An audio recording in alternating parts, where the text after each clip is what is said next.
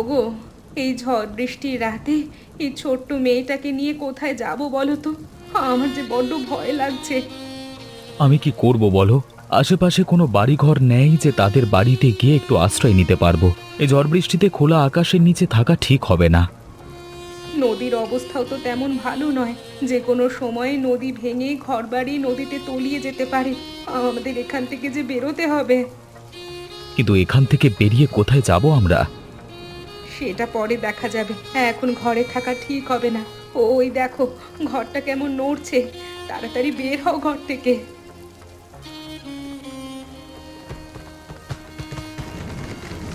গেল গেল গেল, আমার সব গেল। ঘরটাও শেষে চলে গেল গো। এখন আমরা কোথায় গিয়ে থাকবো? কেঁদো না গিন্নি, কেঁদে আর কি হবে? আমরা যে প্রাণে বেঁচে গেছি এটাই অনেক। একটা আশ্রয় ঠিক হয়ে যাবে, কালকে আমাদের বাড়িতে যাব। হ্যাঁ, কি রে, তোরা দেখি দল বল নিয়ে আমার বাড়িতে এসে হাজির হয়েছিস। কি চাই তোদের? দাদা, ঝড়ে নদীতে ভাঙনে আমাদের ঘরবাড়ি সব তলিয়ে গেছে। আমাদের কিছুদিনের জন্য একটু আশ্রয় দেবে? আশ্রয়? তোদের মতো ফকিরদের আমরা আশ্রয় দেব? এই বাড়িতে তোদের জন্য কোনো জায়গা নেই। কেন জায়গা নেই দাদা? এ বাড়ি তো আমারও। এ বাড়িতে আমার ভাগও আছে। সেই অধিকার কয়েক বছর আগেই তুই নষ্ট করেছিস এই ভিখারি মেয়েটাকে বিয়ে করে। খবরদার, আমার স্ত্রীকে অপমান করে কথা বলবে না দাদা। আমি এখানে অপমান সইতে আসিনি। ভিক্ষা করতে যখন এসেছিস অপমান তো সহ্য করতেই হবে। এখানে দাঁড়িয়ে থেকে কোনো লাভ নেই। মা কোথায়? আমি তোর সাথে কোনো কথাই বলতে চাই না। আমি মায়ের সাথে কথা বলতে চাই। মা তোর মুখ দেখতে চায় না। তুই আমাদের বংশের মুখে কালি মাখিয়েছিস। মা মনে করে মরে গেছিস। কি বললি তুই? তুই ঠিকই শুনেছিস। যা শুনেছিস আমি সেটাই বলেছি। এখন এখান থেকে দূর হতো। এই বাড়িতে আর কোনোদিন আসবি না। সব কিছু হারিয়ে এখন এখানে ভিক্ষে করতে এসেছে ভিখারির দল যত সব।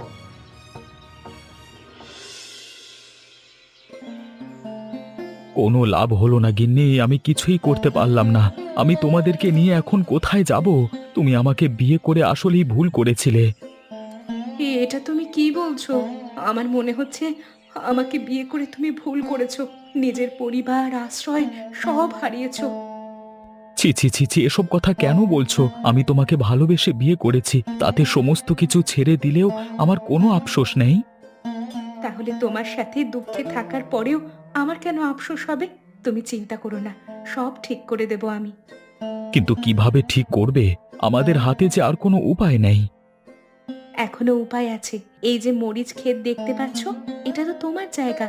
আমরা এখানেই ঘর তুলবো। সে না হয় হবে, কিন্তু ঘর তোলার জন্য খরচ প্রয়োজন, যা আমাদের হাতে নেই। যখন মানুষের কিছু ছিল না, তখনও তো মানুষ ঘর বানিয়েছে। আমরাও না হয় সেভাবেই বানাবো। এই মরিচের গাছ দিয়ে আমরা ঘর তৈরি করব। কি বলছো তুমি? এটা কখনো সম্ভব? তুমি দেখোই না কিভাবে সম্ভব হয়। আমি সম্ভব করে দেখাবো। বেশ, তুমি যখন একটা সিদ্ধান্ত নিয়েছো, আমি তোমার পাশে আছি। দেখি অন্তত আশ্রয়টুকু হলে ভালো হয়। চলো তাহলে শুরু করি। মেয়েটা এই রোদে আর বসে থাকতে পারছে না। যত দ্রুত সম্ভব ঘরটা তুলে ফেললেই ভালো হবে। আমরা নতুন করে আবার শুরু করব।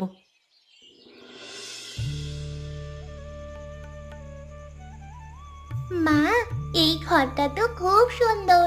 আগের ঘরটার থেকেও এই ঘরটাতে বেশ ভালো লাগছে। ভালো লাগছে না বল?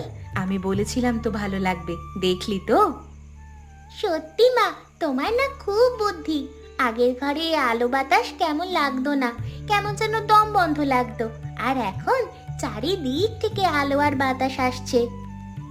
এখন থেকে এটাই আমাদের ঘর, এই ঘরেই আমরা থাকবো। তাহলে তো খুব ভালো হবে। আমার খুব আনন্দ লাগছে মা। আর তাছাড়া নতুন জায়গায় নতুন ঘর, ভালো তো লাগবেই। সত্যি গিন্নি, তোমার বুদ্ধির প্রশংসা না করে আর পারি না। কিভাবে সাধারণ একটা জিনিস দিয়ে তুমি অসাধারণ একটা জিনিস তৈরি করে ফেললে। বরাবরই আমার বুদ্ধি একটু বেশি, যার কারণে তোমার মতো ভালো স্বামী আমি পেয়েছি। তুমি দেখো, খুব শীঘ্রই আমরা আবার সবকিছু নতুনভাবে শুরু করে আমাদের সংসারের অবস্থা ফিরিয়ে আনবো। কিন্তু আমি তো কাজই করতে পারছি না, আমাকে কেউ কাজ দিচ্ছে না। তোমাকে কাজ করতে কে বললো? আমি তো আছি নাকি? আমি থাকতে তোমায় কেন কাজ করতে হবে? সেটা কেমন দেখা যায় না? ঘরের স্বামী বসে আছে আর কেউ বাইরে কাজ করছে।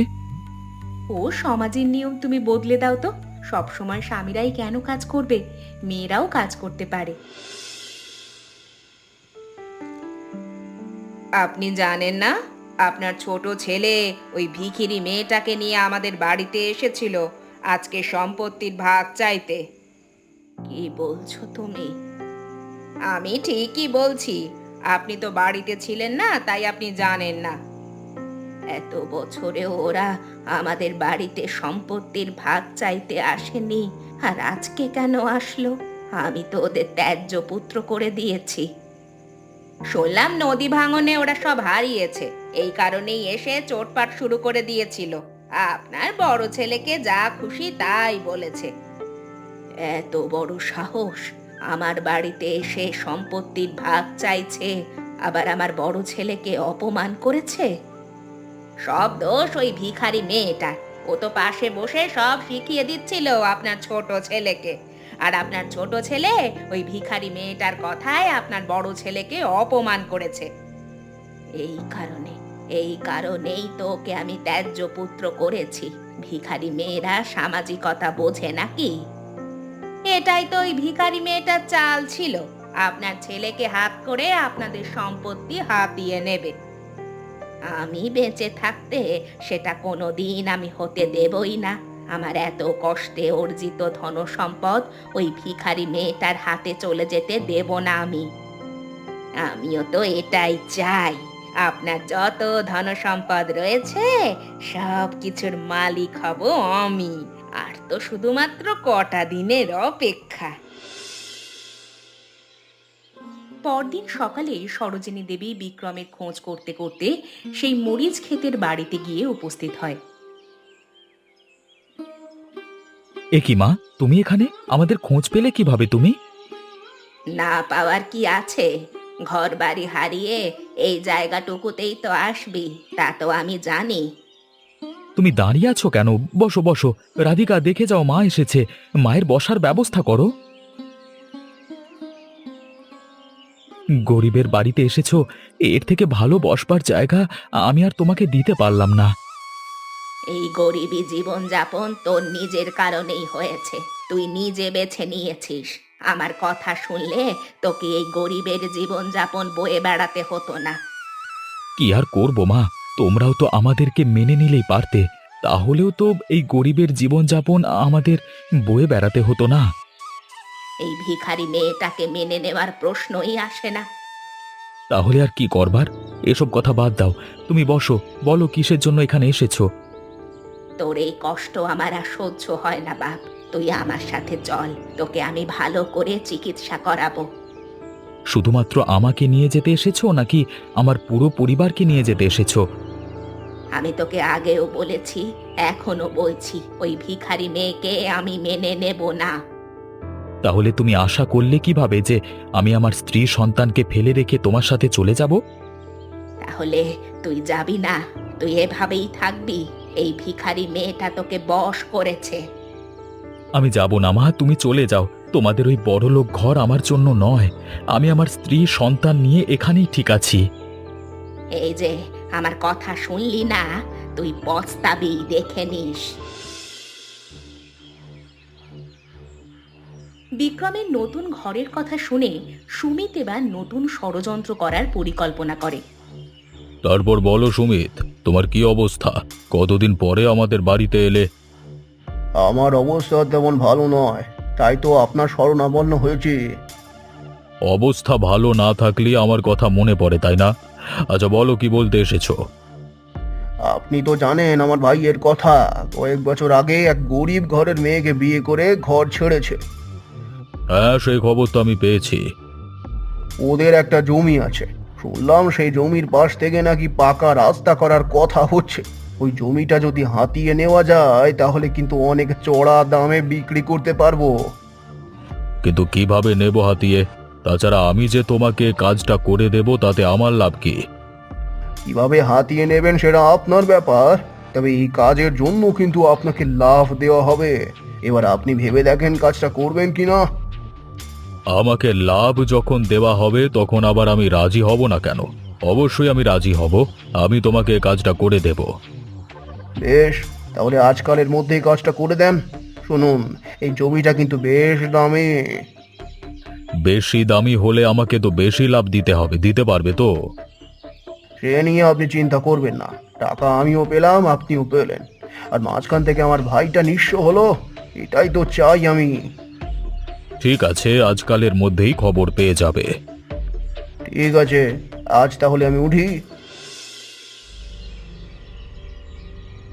বলি, কেউ বাড়িতে আছো? বাড়িতে আছো কেউ? বেরিয়ে এসো। কি হয়েছে বলুন? আপনারা এখানে লাঠি ডান্ডা এসব নিয়ে হাজির হয়েছেন কেন? হাজির হয়েছে কেন বুঝতে পারছো না? এই জায়গায় আশ্রয় নিয়েছো, কারো কাছ থেকে অনুমতি নিয়েছো নাকি? কারো কাছ থেকে অনুমতি নিতে হবে মানে? এটা কেমন কথা? এটা তো আমাদের জায়গা। শুনলেন কি বললো বাবু? এবার আপনি কিছু বলুন। শোনো বউ, এই জায়গা হলো সরকারের, আর সরকারের পক্ষ থেকে আমাকে বলা হয়েছে এই জায়গা খালি করবার জন্য। এখান থেকে রাস্তা হবে। এখান থেকে যে রাস্তা হবে সেটা আমি ভালোভাবেই জানি, তবে আমাদের জমির ওপর থেকে হবে না, জমির পাশ দিয়ে হবে। তাই এই জমি ছেড়ে দেওয়ার কোনো মানেই হয় না। সরকারের কথার উপরে আবার তুমি কথা বলছো? তোমার সাহস তো মন্দ নয়। বলবো না কেন? যদি এই জায়গা সরকারের নিতে হয় তাহলে আমার কাছে সরকারকে আসতে বলবেন। আমার কাছে কাগজ আছে। এবার আপনারা এখান থেকে যান। কাজটা কিন্তু ভালো করলে না। আমিও দেখব তুমি এই ভিটেতে কতদিন থাকতে পারো। চলে আয় সুরেশ।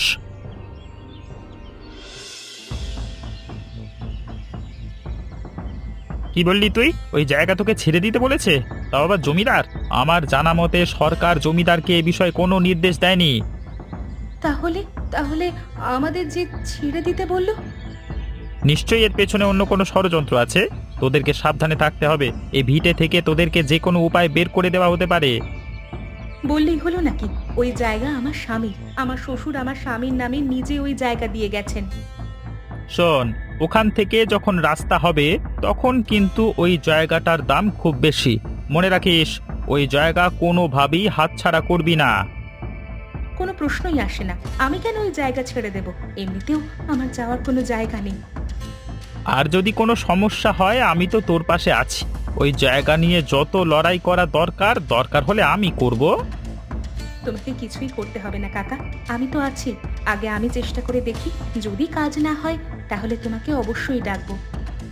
বেশ, তাহলে ঠিক আছে। তোর স্বামী আর তোর মেয়ে কেমন আছে বলতো? ওরা ভালোই আছে। তুমি তো এখন আর আমাদের বাড়ির দিকে যাও না। গরিব হয়েছি বলে এই ভাতিজির বাড়িতে যেতে ইচ্ছে হয় না, তাই না? কি যে বলিস! কাজের চাপে কিছুই চোখে দেখি না। যা, তোকে কথা দিলাম, এবার তোদের বাড়িতে গিয়ে দুদিন কাটিয়ে আসবো। হ্যাঁ, বৌমা, ও বৌমা, কোথায় গেলে তুমি? সেই সকাল থেকে তোমাকে ডাকছি, তোমার তো কোনো খোঁজ নেই। কি হলো? কেন এভাবে ডাকাডাকি করছেন কেন বলুন তো? আপনার জ্বালায় অন্য কোনো কাজ করতে পারবো না নাকি? গত রাত থেকে আমি অসুস্থ হয়ে বিছানায় পড়ে আছি। সকালেও তো আমাকে একটু খাবার দিলে না। আপনি বিছানায় অসুস্থ হয়ে পড়ে আছেন কি সুস্থ আছেন সেটা আমি জানি নাকি? আমাকে না জানালে সকালে আমি খাবার দেব কিভাবে? তুমি একটাবার ভাবলে না আমি সকালে খাইনি? কেন খাইনি? তাছাড়া সকাল থেকে যে তোমাকে ডাকছি, তুমি তো কোনো সাড়া শব্দ অবধি দিলে না। আমার অন্য অনেক কাজ আছে, সারাক্ষণ আপনার পেছনে পড়ে থাকলে আমার চলবে না। এ কি বৌমা, তুমি আমার সাথে এমন ভাবে কথা বলছো কেন? আমি তোমার শাশুড়ি। শাশুড়ি হয়েছেন বলে কি মাথা কিনে নিয়েছেন নাকি? দেখুন, এমন চলতে থাকলে আপনাকে কিন্তু এই বাড়িতে আর রাখতে পারবো না। অসুস্থ হতে না হতেই এমন ব্যবহার? বেশ, আমারও সময় আসবে। সময় এলে আমি ঠিক বুঝিয়ে দেব। আপনার এমন নাটকীয় কথা না আপনার কাছেই রাখুন, যত সব।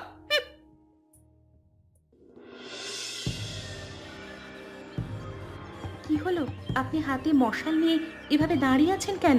নিশ্চয়ই কোনো বাজে মতলব, তাই না? তোদেরকে ভালোতে ভালোতে বলেছিলাম এই জায়গা ছেড়ে দিতে, রাজি তো হোসনি। এবার দেখি তোর পঙ্গু স্বামী নিয়ে তুই কিভাবে বেঁচে থাকিস। তবে রে, দাঁড়া, তোকে দেখাচ্ছি মজা।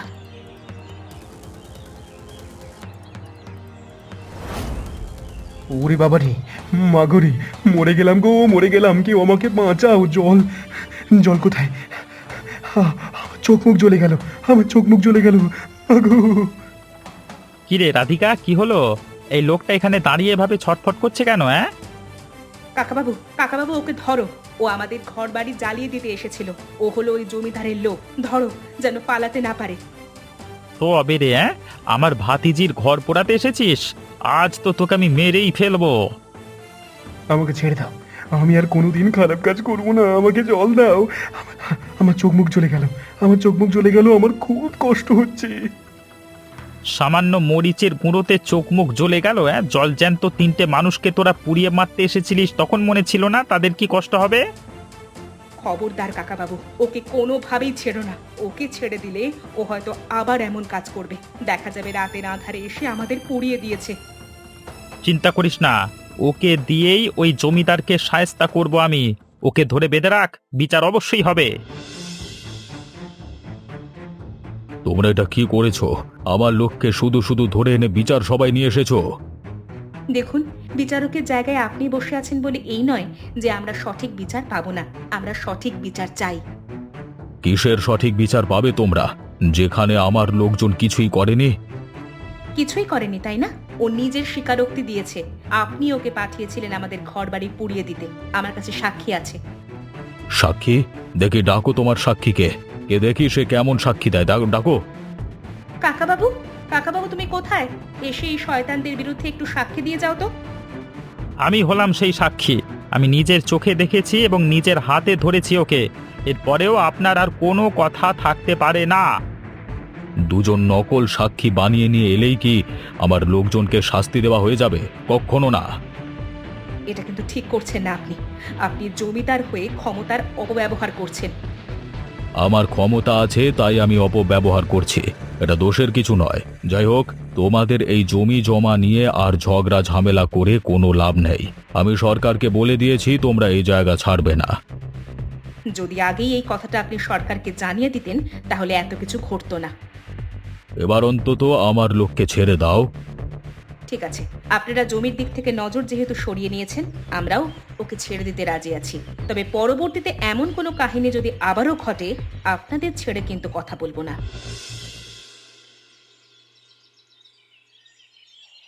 শোনো, তোমাদের সাথে আমার কথা আছে। আজকে একটা গুরুত্বপূর্ণ কথা বলার জন্যই এখানে ডেকেছি। বলুন, আপনার কি গুরুত্বপূর্ণ কথা? আগেই বলে রাখলাম, চিকিৎসা কিন্তু করাতে পারবো না, এখন হাতে টাকা পয়সা নেই। চিকিৎসা করাতে হবে না, তোমাদেরকে আমাকে নিয়ে না ভেবে নিজেদেরকে নিয়ে ভাবো। নিজেদেরকে নিয়ে ভাবার আবার কি হলো? আমি কিন্তু সবকিছুই জেনে গেছি। আসলে আমার ভুল ছিল যে আমি আমার ছোট ছেলেকে মেনে নেইনি। তাহলে আপনি কি বলছেন? আপনি আপনার ছোট ছেলেকে আর ওই ভিখারি মেয়েটাকে মেনে নেবেন? তোমাদের থেকে ওই ভিখারি মেয়েটা শত গুণে ভালো। আমি যা যা জানি তা পুলিশের কাছে বলে দিলে তোমাদের কি হবে ভেবে দেখেছো তো? এসব এসব আপনি কি বলছেন মা? আমি ঠিক কথাই বলছি। যদি এই সম্পত্তির অর্ধেক অংশ নিতে চাও এবং জেলে যেতে না চাও, তাহলে আমার ছোট ছেলে আর তার বউয়ের কাছে ক্ষমা চেয়ে এসো তোমরা। ওই ভিখারি মেয়েটার কাছে ক্ষমা চাইবো আমি? তাহলে তো এই বাড়িতে থাকা তোমাদের হবে না, তোমাদের তো যেতে হবে জেলে। ঠিক আছে, ঠিক আছে, আমরা ক্ষমা চেয়ে নেব। মা, আপনি এসেছেন? আমি আপনার জন্যই অপেক্ষা করছিলাম। ভাবছিলাম কখন আপনি আসবেন, তা এত দেরি হলো কেন? কি করব বলো, অসুস্থ মানুষ তো, হেঁটে হেঁটে আসতে একটু দেরি হয়ে গেল। বড় ছেলেটাকে বলেছিলাম একটু পৌঁছে দিতে, সে তো দিল না। তাদের কথা বাদ দিন, এবার থেকে আপনার সমস্ত সুস্থতার দায়িত্ব আমি নিলাম। আপনাকে কথা দিচ্ছি, আর আপনাকে অসুস্থ হতেই দেব না। এই ভিখারি মেয়েটা কিন্তু তার কথা রাখতে জানে মা। এসব বলে আমায় আর লজ্জা দিও না মা। আমি আমার ভুলের জন্য তোমাদের কাছে ক্ষমা চাইছি। ছি ছি মা, মায়েরা কখনো সন্তানদের কাছে ক্ষমা চায় নাকি? তাহলে তোমরা আমার সাথে আমাদের বাড়িতে ফিরে চলো। না মা, সেটা হতে পারে না। আমরা এই বাড়িতেই খুব ভালো আছি। এই মরিচের বাড়িতে তোমরা ভালো আছো? হ্যাঁ মা, হতে পারে এটা ছোট ঘর, কিন্তু এখানে ভালোবাসা অনেক। বেশ, তাহলে আজকে থেকে আমিও তোমাদের সাথে এই মরিচের বাড়িতে থাকবো। আমাকে রাখতে পারবে তো? কেন পারবো না মা, এটা তো আমাদের সৌভাগ্য। আজকে আমাদের পরিবার পরিপূর্ণ হলো। এমন মজার মজার গল্প দেখতে আমাদের চ্যানেলকে সাবস্ক্রাইব করতে ভুলবেন না। আচ্ছা বলো তো বন্ধুরা, এ গল্পে কি দিয়ে নতুন করে ঘর বানানো হয়েছিল?